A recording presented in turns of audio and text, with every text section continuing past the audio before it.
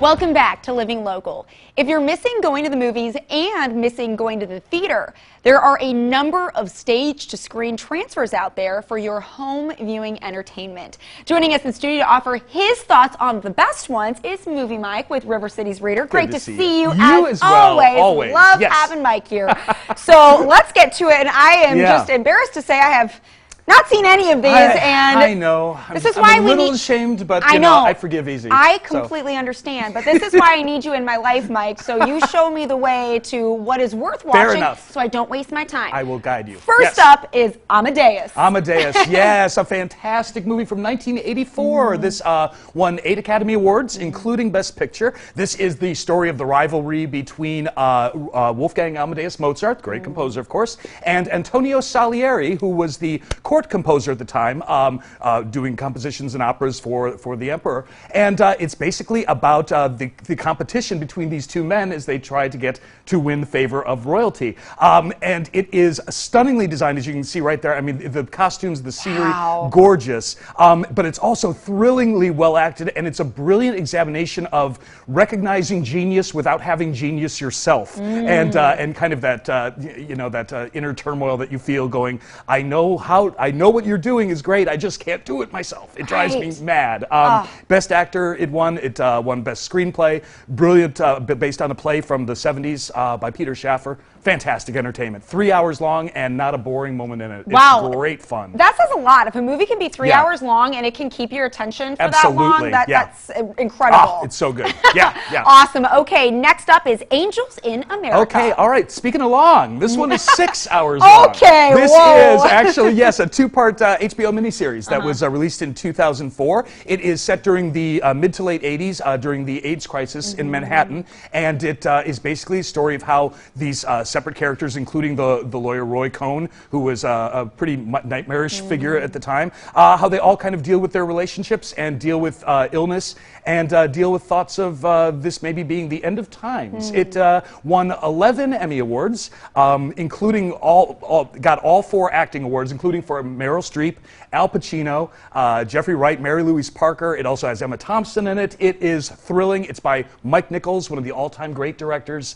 and it's funny and scary and heartbreaking and just smashingly entertaining. It's a great. It shouldn't be a great time based on the subject matter. Sure. It absolutely is. It's riveting. Well, I think to take such a deep topic like that and to be able to put it out there for folks to actually kind of be there and in some way like enjoy it unfolding. Yeah, it has jokes. I mean, that's insane. But it's great. Sounds great very fun. artistic and some great names with that one, too. Yeah, indeed. All right, Mike, third, Driving Miss Daisy. Driving Miss Daisy. This one makes me sad. You haven't seen it. It's so good. It's so moving. It's so funny. This is from 1989. This is also a Best Picture winner and Best Actress for Jessica Tandy and Morgan Freeman. This is the story of an elderly woman in the mid-40s who can no longer drive, gets in a car accident, as you see there, and so her son, played by Dan Aykroyd, hires a chauffeur. She does not want to be driven around because she is an independent lady. Independent woman. And so it's basically about the next 30 years of their relationship as they gradually become closer, they gradually become friends. It won, as you see there, a Pulitzer Prize for Alfred Urey's original play in the late 80s. It is incredibly touching. It's a really great look also at civil rights era in the South and the Jim Crow era. So it's got a lot of drama in it, but it's also got a lot of heart, and it's sweet as all get out, and beautifully acted, as you can imagine, with that cast. Yeah, just getting a sneak peek of that plot, my heart is already warm just to see how I can just see her being probably really stubborn and then like slowly warming up to make your Morgan day. Freeman. I promise. It's so good. Okay, that'll be first on my watch list please. there. Okay. All right, fourth, Mike, is Glengarry Glen Ross. Glengarry Glen Ross. Yes, indeed. This is by playwright David Mamet, who is one of the more noted 20th century authors. It's a 1992 film by James Foley. This is about shady real estate salesmen in Chicago, and it's basically about how they lure in customers and how a couple of them are trying to rip off the building and try to steal the leads from the others. It's a big nasty bowl of fun. This is also got. This also has an incredible cast. Al Pacino again in this. Jack Lemmon is in this. Jonathan Pryce, Ed Harris, Alan Arkin, Kevin Spacey, and the best 5 minutes of Alec Baldwin in the universe. He shows up in about the first 10 minutes to kind of inspire the sales force. What he does basically is just insult them instead for 5 minutes. It is a blistering tirade. It's the funniest thing. It's the funniest thing he's ever done. And as you know, Alec Baldwin can be awfully funny when he wants to be. Absolutely. It's a thrill. I've seen it probably 24 times, I would guess. So you called it a big nasty bowl of fun? It's a big nasty bowl of fun. Yeah, they should put that on the poster. Definitely. You know? I love it. All right. All right. Last but not least, 6 Degrees of Separation. This is one, not a lot of people know about, actually. This is from 1993.